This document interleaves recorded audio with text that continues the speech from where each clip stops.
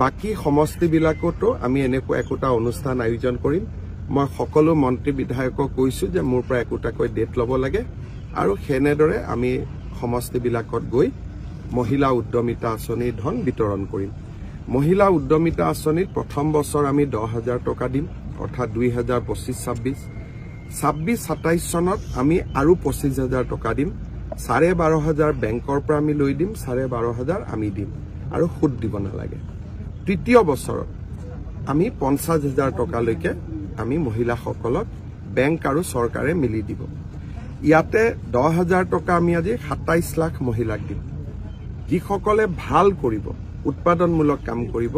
তেওঁলোকক আমি 25,000 টকালৈকে নিৰ্বাচিত কৰিম 25,000 টকাটো যোনে ভাল কাম কৰিব তেওঁলোকক আমি 50,000 টকালৈ নিৰ্বাচিত কৰিম কিন্তু প্ৰথম 10,000 টকাটো আমি সকলো আই মাতৃক 27 লাখ গাঁৱৰ 3 লাখ চহৰৰ আমি সকলো আই মাতৃক দিয়াৰ বাবে সিদ্ধান্ত লৈছো টকাটো আৰম্ভণি যিসকলে 10,000 টকাটো ভালকৈ খৰচ কৰিব নিজৰ স্বামীৰ ব্যৱসায় আছে তাতে খৰচ কৰিলেও হ'ব ঘৰত হাল পাতিলেও হ'ব যিসকলে 10,000 টকাটো অলপ আগতে মোক বাইদেউ এজনীয়ে কৈছে কনকলতা বৰুৱাৰ প্ৰতিমূৰ্তিত মালা দিওঁতে বাইদেৱে কৈছে 10,000 টকাটো পালে মই এটা মোবাইল কিনি ল'ম এইটো নকৰিব এই 10,000 টকাটো যোনে ভালকৈ ব্যৱহাৰ কৰিব তেওঁলোকক এক বছৰৰ ভিতৰত আমি আৰু 25,000 টকা দিম প্ৰতিগৰাকী গ্ৰুপৰ মহিলাই 10,000 টকাকৈ লাভ কৰিব এতিয়া আপোনালোকে ক'ব গহপুৰত কেতিয়া পাম হয় নে নহয় হেতু জানিব লাগে নে নাই গহপুৰত কেতিয়া পাব এটো উৎপল বৰাই মোক যিদিনাখনে মাতিব সেইদিনাখনে মই গহপুৰতো দি যাম মই উৎপল বৰা আৰু ৰঞ্জিত দত্তৰ পৰা এটা সময় লম যে বিশ্বনাথৰ বাবে এদিন আৰু গহপুৰৰ বাবে এদিন আপোনালোকক আহি মই চেক দি থৈ যাম আপোনালোকে চেক লৈ ল'ব কোনো অসুবিধা নাই কিন্তু এইটোৱে শেষ নহয় যেতিয়া 10,000 দিম বুলি কৈছিল বহুতে বিশ্বাস কৰা নাছিল পুৱা দিনাখনটো বিশ্বাস কৰিবই লাগিব কাৰেণ্টত শৰ্ট লাগিলে তো মানুহে গমেই পাব কাৰেণ্ট আছে বুলি হয় নে নহয় গতিকে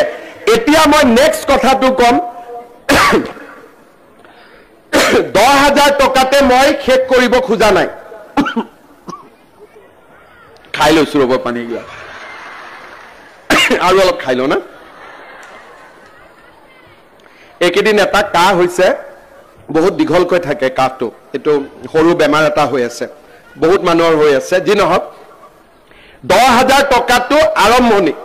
যিসকলে 10,000 টকাটো ভালকৈ খৰচ কৰিব নিজৰ স্বামীৰ ব্যৱসায় আছে তাতে খৰচ কৰিলেও হ'ব ঘৰত হাল পাতিলেও হ'ব যিসকলে 10,000 টকাটো অলপ আগতে মোক বাইদেউ এজনীয়ে কৈছে কনকলতা বৰুৱাৰ প্ৰতিমূৰ্তিত মালা দিওঁতে বাইদেৱে কৈছে 10,000 টকাটো পালে মই এটা মোবাইল কিনি ল'ম এইটো নকৰিব এই 10,000 টকাটো যোনে ভালকৈ ব্যৱহাৰ কৰিব তেওঁলোকক এক বছৰৰ ভিতৰত আমি আৰু 25,000 টকা দিম আৰু যোনে 25,000 টকাটো ভালকৈ খৰচ কৰিব তেওঁলোকক মই 50,000 টকা দিম মুঠতে লাখপতি বনাইহে এৰিম আৰু সেই কাৰণে এই 10,000 টকাটো পোৱাৰ সময়ত আপোনালোকক 3 দিনৰ এটা গাঁৱতে ট্ৰেইনিং দিব যে কেনেকৈ আমি টকাটো খৰচ কৰিব লাগে কোনো কথা নাই যদি মোৰ স্বামীৰ ব্যৱসায় আছে তাতো খৰচ কৰক নহলে নিজৰ ঘৰতে খাল আছে তাতে খৰচ কৰক ভাল কামত খৰচ কৰিলে আপোনালোকে দ্বিতীয়বাৰ তৃতীয়বাৰো চৰকাৰৰ পৰা সহায় পাই থাকিব অৰ্থাৎ প্ৰতিটো পদতে প্ৰতিটো খোজতে চৰকাৰ আপোনালোকৰ লগত আছে